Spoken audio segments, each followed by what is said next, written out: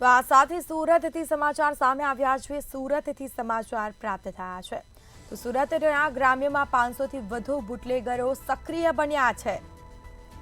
સુરત જિલ્લા પોલીસે જ આરટીઆઈમાં માહિતી આપી છે તો પોલીસે જ આ માહિતી આપી છે। પ્રદેશ કોંગ્રેસ મહામંત્રી દર્શન નાયકનો પત્ર પોલીસ મહાનિર્દેશકને રજૂઆત કરી છે।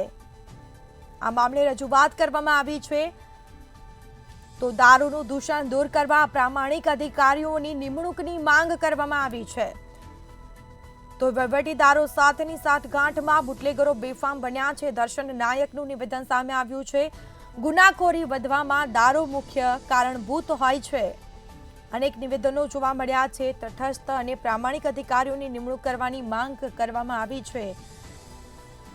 538 સક્રિય બુટલેગરો મોટા ભાગના સામે 40થી વધુ ગુના પણ નોંધાઈ ચૂક્યા છે। તો ગ્રામ્ય પંથકમાં 500થી વધુ બુટલેગરો સક્રિય જોવા મળ્યા છે। સુરત જિલ્લા પોલીસે જ આરઆઈટીઆઈમાં માહિતી આપી છે, જાણકારી આપી છે પોલીસ દ્વારા જ, પરંતુ પ્રદેશ કોંગ્રેસ મહામંત્રી દર્શન નાયકે પત્ર લખી રજૂઆત કરી છે। પોલીસ મહાનિર્દેશકને રજૂઆત કરવામાં આવી છે।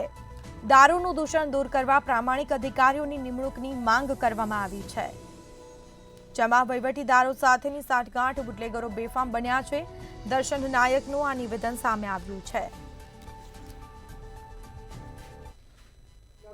પોલીસ અધિક્ષક દ્વારા મને એક માહિતી આપવામાં આવી હતી કે સુરત જિલ્લામાં 538 જેટલા લિસ્ટેડ બુટલેગરો એ સુરત જિલ્લાના ઓલપાડ, કામરેજ, પલસાણા, બારડોલી, માંડવી, મહુવા, ઉમરપાડા, જંખવાવ કે અન્ય 13 જેટલા પોલીસ સ્ટેશનોમાં આ લિસ્ટેડ બુટલેગરોના નામો લગભગ 20થી 40 જેટલા ગુનાઓ એની પર નોંધાયેલા છે।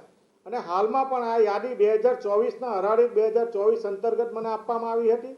આના પરથી સ્પષ્ટ દેખાઈ આવે છે કે ગુજરાતમાં રાજકીય આગેવાનો દ્વારા, પત્રકાર મિત્રો દ્વારા, ઇલેક્ટ્રોનિક મીડિયા દ્વારા વારંવાર કે દારૂનું વેચાણ થાય છે, એની પર ચર્ચાઓ થાય છે, એની પર રજૂઆત થાય છે, ત્યારે સરકાર અને તંત્ર દ્વારા એક જવાબ આપવામાં આવે છે કે ફક્ત ને ફક્ત રાજકીય રીતે સરકારને બદનામ કરવા માટે અને ગાંધીના ગુજરાતને બદનામ કરવા માટે આવા આક્ષેપો કરવામાં આવે છે।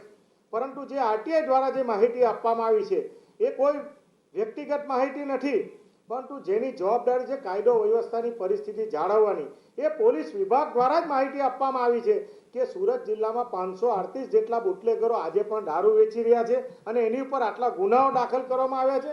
આને લીધે સુરત જિલ્લામાં ક્રાઇમ રેટનો પણ વધારો થયો છે। દિવસે દિવસે ચોરી, લૂંટફાટ અને ખૂનના કિસ્સાઓ તમે જો કે સૌથી વધુ સુરત જિલ્લામાં નોંધાયા છે। એટલે સરકારશ્રીને પણ વિનંતી કરીએ છીએ અને હાલમાં મેં પત્ર લખીને ગુજરાતના પોલીસ વડાને વિનંતી કરી છે કે તાત્કાલિક અસરથી જે લોકો લિસ્ટેડ બુટલેગરો છે ને એ સિવાયના ચોરી છુપીથી જે દારૂ વેચે છે એની સામે પણ પગલાં લેવામાં આવે, સ્પેશિયલ કોર્ટ નીમવામાં આવે અને સ્પેશિયલ પોલીસ પ્રોસિક્યુટર દ્વારા નિમણૂક કરીને તાત્કાલિક અસરથી એની જે કોઈ મિલકતો છે, અકસ્માતો છે અને એની સામે પગલાં લેવા જોઈએ, જેનાથી આ દારૂની બધી દૂર થાય અને ગુજરાતનું